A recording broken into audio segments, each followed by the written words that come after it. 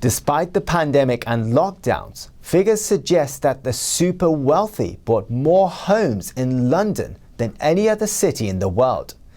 Transactions increased in the capital while sales in the usual top markets of Hong Kong and New York went down. Here's NTD's Jane Well in London with more. The £10 million plus property market proved resilient in London despite restrictions and a pandemic. The ultra-wealthy were enticed to buy while prices were lower than usual. During lockdown and very strict lockdowns, the inquiry levels were still quite strong.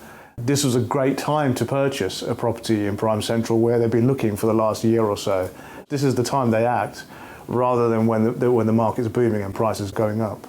Research from the estate agency Knight Frank found UK-based buyers made up a third of all super prime buyers in London, increasing from 12% in 2019, probably partly driven by the fact that the housing market kept running here during the recent lockdowns.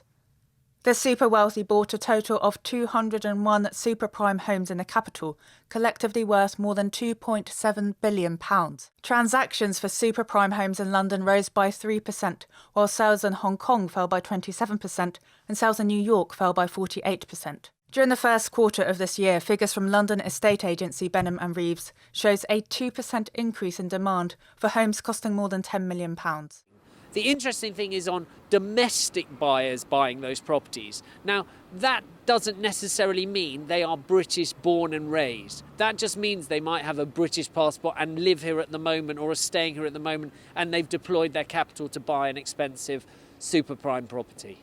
And the thing that's interesting for those buyers is that they've been here. There haven't been the travel restrictions. So they've been here and they've been able to go around and look at what's in the market, and actually they've done very well because they've had the strength of their currency against sterling, especially the dollar, and it's enabled them to buy well in this market and had good choice with not a lot of competition.